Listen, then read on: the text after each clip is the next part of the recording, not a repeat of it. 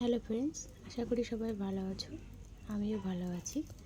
আজ আমি তোমাদেরকে একটা মাংসের রেসিপি করে দেখাবো। প্রথমে আমি কড়াইতে তেল দিয়ে নেব। কড়াইতে তেল দেওয়া হয়ে গেছে। এবার এতে এক এক করে আলুগুলো ভেজে নেব। কড়াইতে আলুগুলো দিয়ে দিয়েছি। এর মধ্যে আমি একটু লবণ আর হলুদ দিয়ে নেব।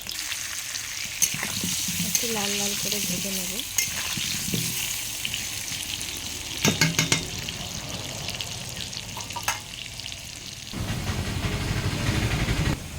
আলুগুলি আমার প্রায় ভাজা হয়ে গেছে। এবারে আলুগুলি আমি নামিয়ে নেব।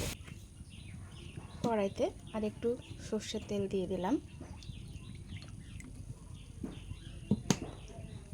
এবার এর মধ্যে আমি এক এক করে এদিকে আমি মাংসটাকে দই দিয়ে মাখিয়ে রেখেছি।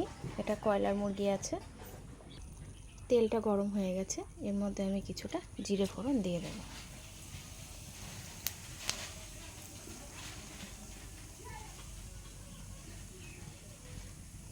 গোটা গরম মশলা। এবার পেঁয়াজগুলি কেটে রেখেছিলাম কুচি কুচি করে, সেইগুলি দিয়ে দেব।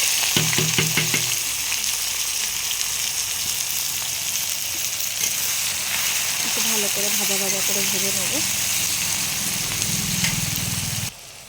পেঁয়াজগুলি লাল লাল করে ভাজা হয়ে গেলে এর মধ্যে আমি এই যে মশলাটা করে রেখেছি, এর মধ্যে আছে আদা, জিরে, লঙ্কা, রসুন বাটা, আর আছে ধনে, কিছুটা ধনে বাটা।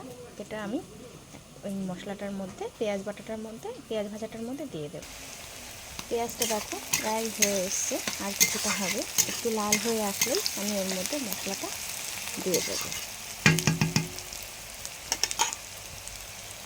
পেঁয়াজটা ভাজা হয়ে গেছে। এর মধ্যে আমি দিয়ে দেবো এই বাটা মশলাটা।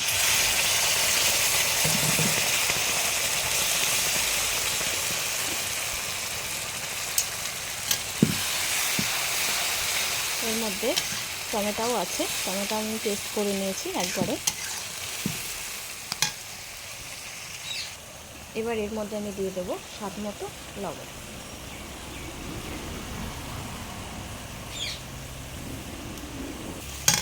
আর দিয়ে দেবো হলুদ গুঁড়ো।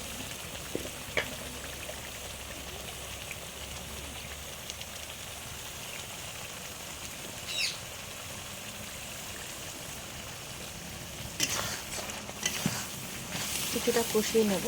কষিয়ে নেওয়ার পরে এর মধ্যে আস্তে আস্তে মাংসটা দিয়ে দেব।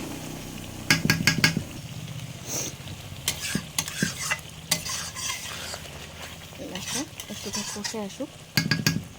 এর মধ্যে দিয়ে দেবো আমি সামান্য কয়েক দানা চিনি, যাতে কালারটা সুন্দর আসে, স্বাদটাও ভালো হয়। মশলাটা কষানো হয়ে গেছে। এবার এর মধ্যে আমি মাংসটা দিয়ে দেবো।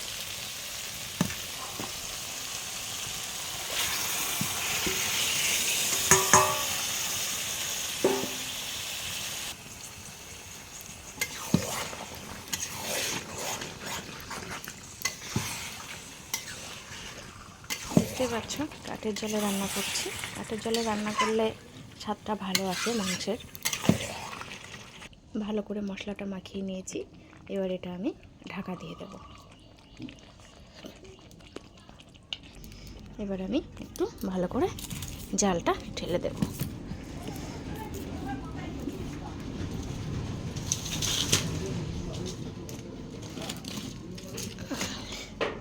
এটা কিছু সময় ফুটতে থাকুক, তারপরে আবার ফিরে আসছি। এবার একটু ঢাকনাটা তুলে দেখে নেব কতটা কী হলো। বুঝতে পারছো জালটা কতটা জ্বলছে। একটু নাড়িয়ে নিই।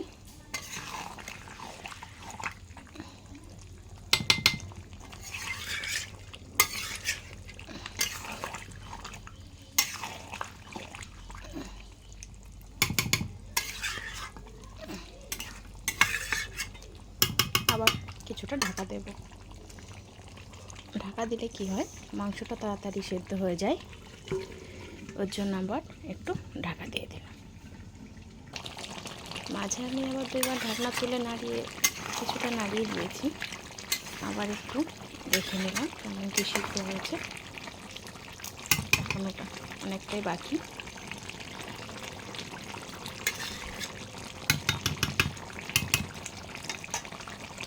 দেখতে পাচ্ছ কীভাবে ফুটছে জালটা,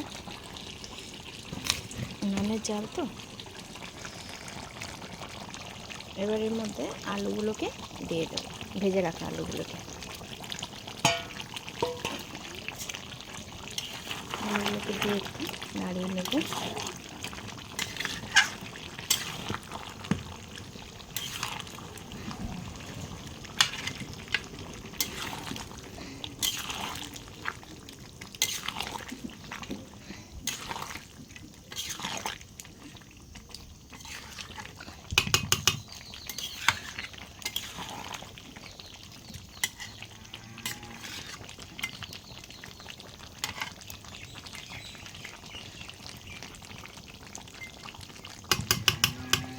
আলুগুলো দেওয়ার পরে এটা আবার একটু ঢেকে দেব। দেখতে পাচ্ছি প্রায় কষানো হয়ে এসছে। আর একটু হলে এর মধ্যে আমি জল দিয়ে দেব। দেখতেই পাচ্ছ মাংসটা কষানো হয়ে গেছে। এবার এর মধ্যে আমি জল দিয়ে দেব।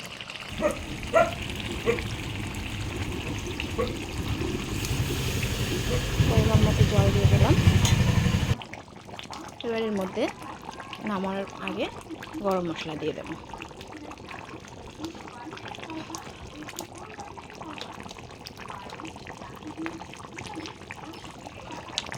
এবার ঝোলটা ফুটে উঠলেই, কিছুটা ফুটে উঠলে নামিয়ে নেব।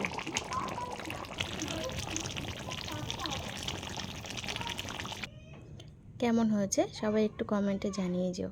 আর কে কে খাবে চলে এসো। এটা ভাত দিয়েও খাওয়া যাবে, রুটি দিয়েও খেতে পারো, যার যেটার সাথে ভালো লাগে।